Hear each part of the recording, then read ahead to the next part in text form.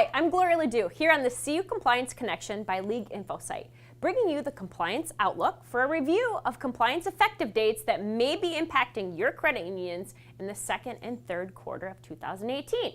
For the second quarter, we're going to provide an overview but dig a little deeper into the requirements of the second set of changes to the mortgage servicing rules, which become effective on April 19th. We will also spend some time on FinCEN's customer due diligence rule, which becomes effective for credit unions to comply on May 11th. For the third quarter, we will discuss the substantial changes related to Regulation CC, which implements the Expedited Funds Availability Act that become effective on July 1st of 2018.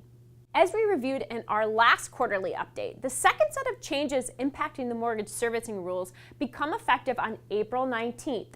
At that time, the credit union will have to treat confirmed successors in interest as borrowers for purposes of the mortgage servicing rules under Regulation X or RESPA and Regulation Z or TILA. Credit unions should have also started preparing for the changes they will need to make for periodic statements if they have a borrower in bankruptcy. Also, before I start to go into detail, it's important to remember that if you are a small servicer under the rules, you are still exempt from the same requirements that you are now. Nothing changed with these new rules. Therefore, if you are exempt from the periodic statement requirements, these changes would not apply to you.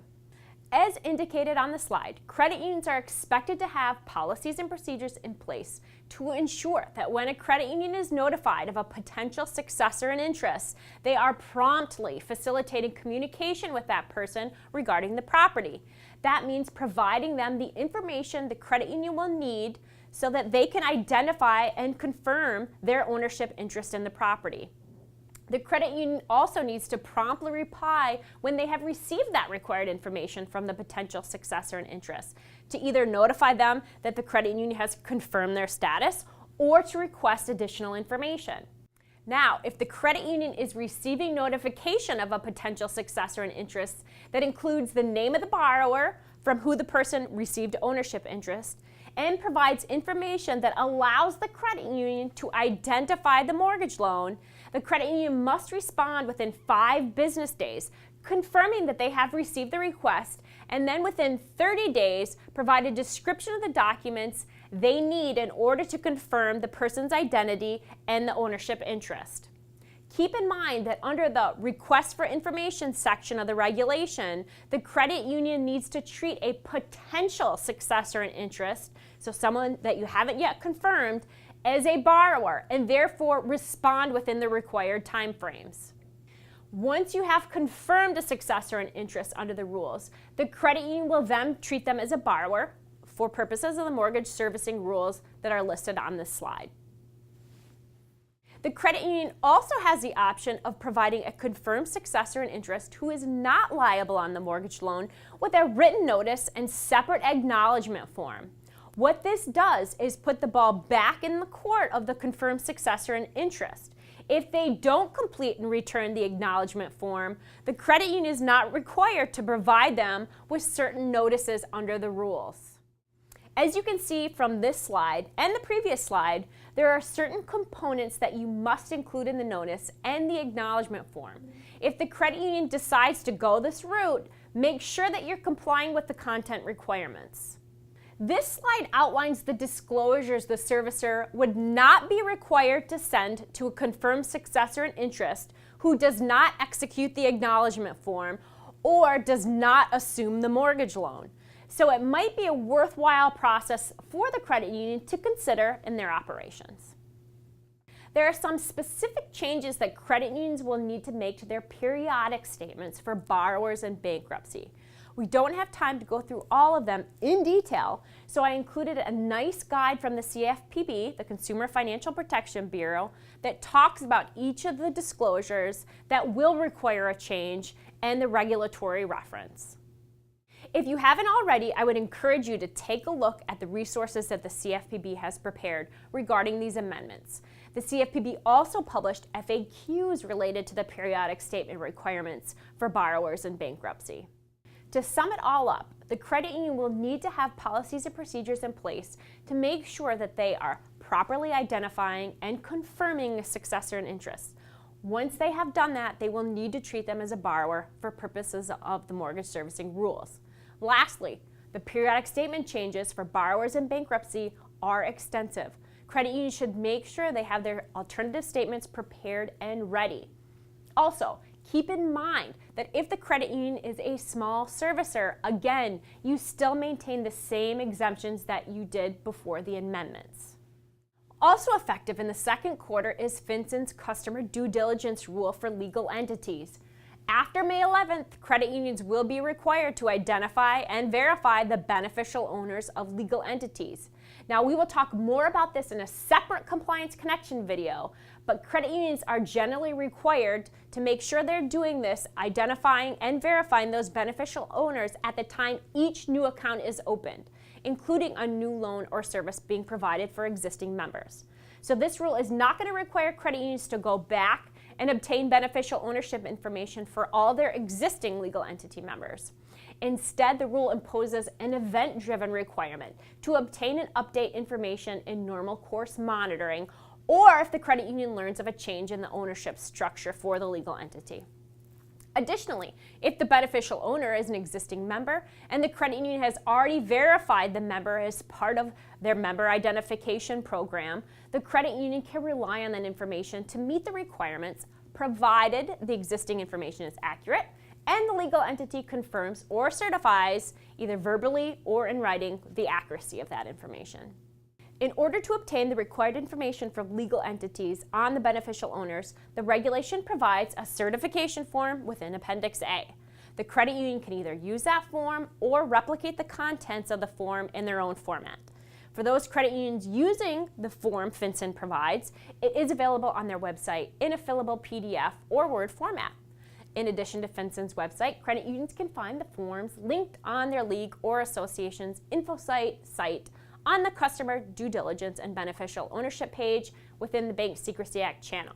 This page also provides additional resources, including the 2 sets of frequently asked questions that FinCEN has issued to provide us clarity on the rules. Credit unions, if they haven't already, need to make sure they're developing procedures to provide the certification form to legal entities at the time a new membership is opened. For new services such as loans or new sub-accounts, the credit unions should also make sure they have a certification form on file and are obtaining confirmation that the information is still accurate. Once those beneficial owners are identified, the credit union needs to make sure they are verifying the identity of those owners consistent with their MIP or CIP. All right, it's time to jump over to see what's happening for credit unions in the third quarter. Not to disappoint, the Federal Reserve Board, or the FRB, made some substantial revisions to Regulation CC, which implements the Expedited Funds Availability Act.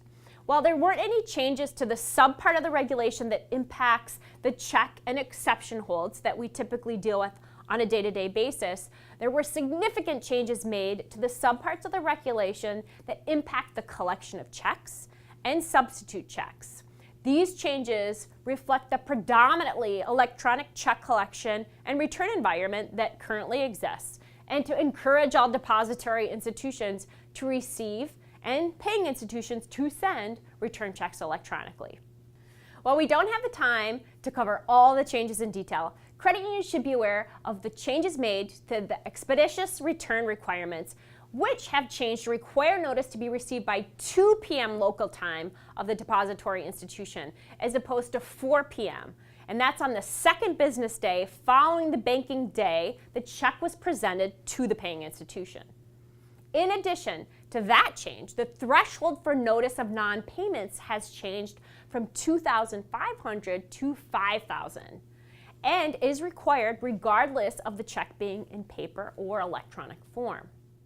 There are quite a few indemnities added for electronically created items, which is a new definition added under the regulation, and for checks deposited through remote deposit capture, or RDC.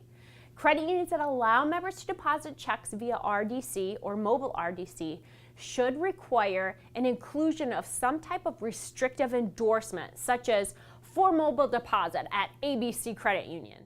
This would prevent a depository institution from making an indemnity claim against the credit union for losses incurred for accepting a deposit with restrictive endorsement that was inconsistent with a means of deposit. For example, if the depository institution accepts the original paper check for deposit with that endorsement that indicates for mobile deposit at ABC Credit Union, they cannot make an indemnity claim to the credit union who accepted it via mobile RDC for losses. Now, the flip side of that is that the credit union who's accepting a paper check should make sure that they aren't accepting deposits with restrictive endorsements, contrary to the method of deposit, unless, of course, they're willing to take the risk of potential loss. Credit unions also have the capacity to establish language within their RDC agreements with their member to allocate liability for losses incurred from subsequent deposits of an original check back to the member. Hopefully, credit unions are working on revisions to their policies and procedures and processes and agreements to comply with these new requirements.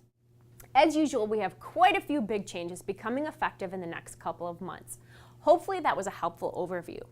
Again, for those credit unions that utilize our other League InfoSite products, such as InfoSite, CU Policy Pro, and ComplySite, new policies, content, and resources are available to assist you.